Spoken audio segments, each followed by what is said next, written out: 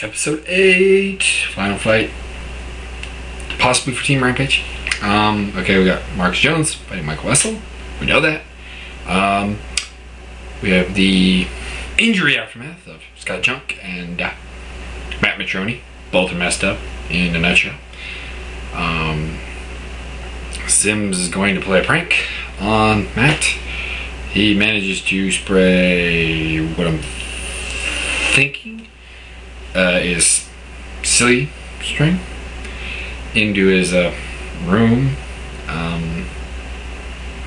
Kind of let down. We see a little Marcus Jones training. He feels, he's got the confidence that he can win and win the whole thing. We'll see if that happens. Gotta be confident, you know that. Rampage apologizes to the door. Funny stuff. Rampage says that if Marcus loses, you better get some cardboard walls. So we'll see what goes with that. But we'll see how the fight goes. And we'll see if the house gets even dumber. Alright, this part of the show basically divides into 2 parts. Spider and Marcus Jones bit. Marcus freaks out on Spider when a spider is where he's sleeping. And yeah, that's kind of all there's to say about that part. Get a little alfalfa thing going here. I gotta find a better place to put this camera at some point. Then we go to Mike Wessel. His wife has cancer, which it started off as a bit of a cheesy bit, and then, the cancer part comes out, and it's like, yeah, there's good reason to be thinking about your wife and how much she relies on you. For sure, kind of shows the sacrifice some of these guys are willing to make to be on the show. Aside from that, we see a little bit of training, a little bit of the game planning. Game plan is basically a sprawl and brawl game plan, with the idea of getting inside Marcus's reach. Basically your typical plan for beating a tall guy with striking. I would say it's not overly complex. Wessel talks about his fight with Harndog. I kind of disagree with Harndog being a top fighter in the UFC at the time, but he was an up-and-comer. His probably had better standing than he does now. That's kind of it for this part of the episode, so hopefully the fight's next. Actually, well, I guess we should get a training montage for Marcus Jones before we go to the official fight, although he kind of got that and kind of didn't. So we'll see. Basically a 2-part segment. Get some training, and a little bit about Marcus talking about his background in football, his thoughts on MMA, how he got into the sport, his thoughts on football a little bit. And then we go to the picture drawing, which basically is a picture drawn by Brandon of Big Baby Marcus Jones, with Big Baby in the darkness on it, and underneath Mike Wessel wrote Sox Balls. Marcus didn't like that. His kids are watching. I don't know how old his kids are off the top of my head. He may have mentioned at some point. I can see where he's coming from. It's a bit of an overreaction, but at the same time, well, at this point, Wessel's not coming up and saying that it was him, which I find it, kind of ironic. He's talking about, we're all grown men, it's immature to go pouting, but at the same time, I'm not going to tell you I did it. That's a bit interesting. I was kind of surprised with Wessel. I was thinking it was like Sims or something. And that's where we're at, coming into the commercial break. So, we'll be back next commercial break. So we're just about to start the fight, and we had the weigh-in and the pre-fight talking. Basically 2 things to note, which would be more titties crap. It looked like Rampage was trying to kind of make peace with him, but then he grabbed his titty, and well, I think Terrell overreacted. It's one of those, why are you doing this type things? Anyways, and Marcus breaks the glove trying to get his hand into it. Aside from that, really boring segment. Fights next up. Alright, so basically Marcus Jones came, saw, and conquered. He was losing the stand-up, sort of, because I don't think he really landed anything. Wessel went for a trip for some reason. Marcus reversed, took down, went for Kimura, spun into giving him his back. Wessel, I mean. Wessel managed to turn around to do his guard, but then get armbarred. And a pretty effective armbar, so yeah. Marcus got some ground game.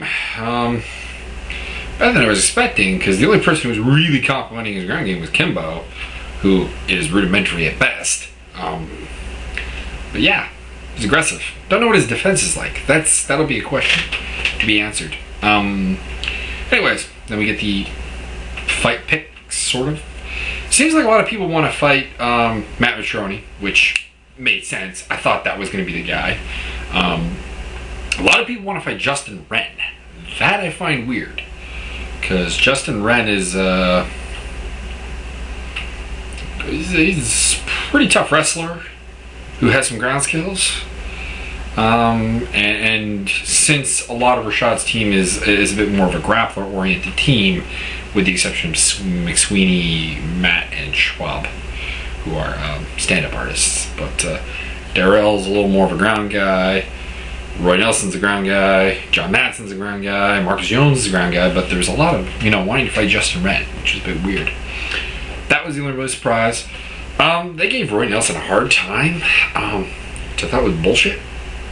Dana going, your fight wasn't the most exciting fight. Well, it's really not the first fighter to come in there and say, I don't really have a preference for who to fight. And,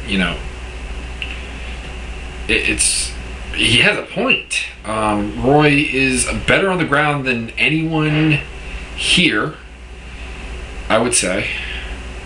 He's got some stand-up that will allow him to beat the grapplers, I think.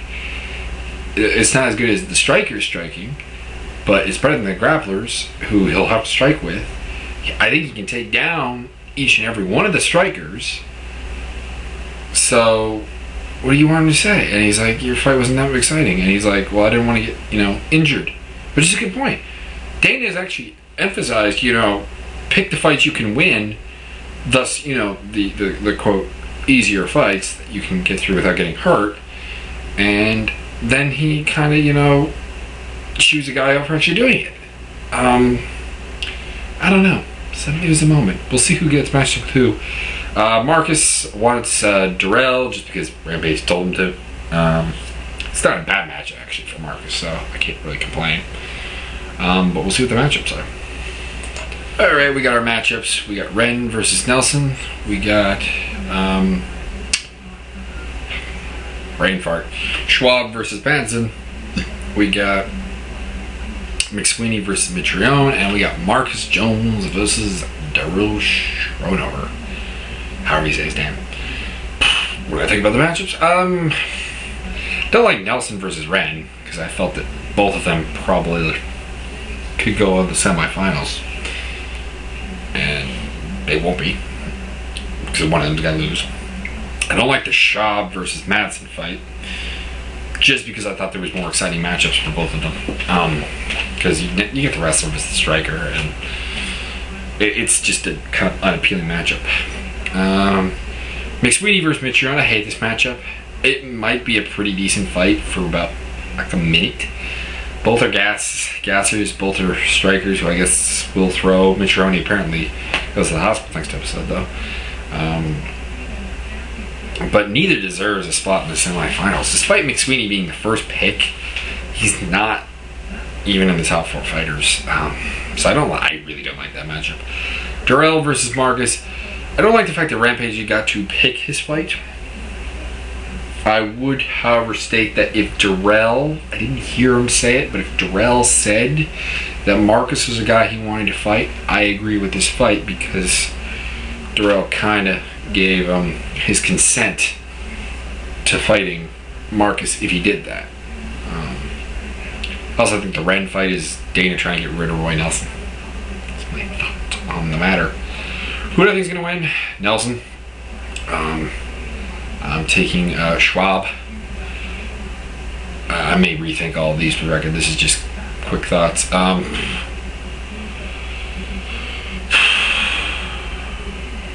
Mitch Young versus McSweeney. I really don't even want to pick that fight. I'm gonna go with Mitch Young, but I might rethink that. Finally, I'm gonna go with Darrell over Marcus because Shooter beat Rex Richards, who's kind of like a better version of Marcus and a whiter version. Not that whiter is better. He's just a white guy, big guy with better BJJ than Marcus. Anyways, that's my thoughts. So I'll talk to you next time.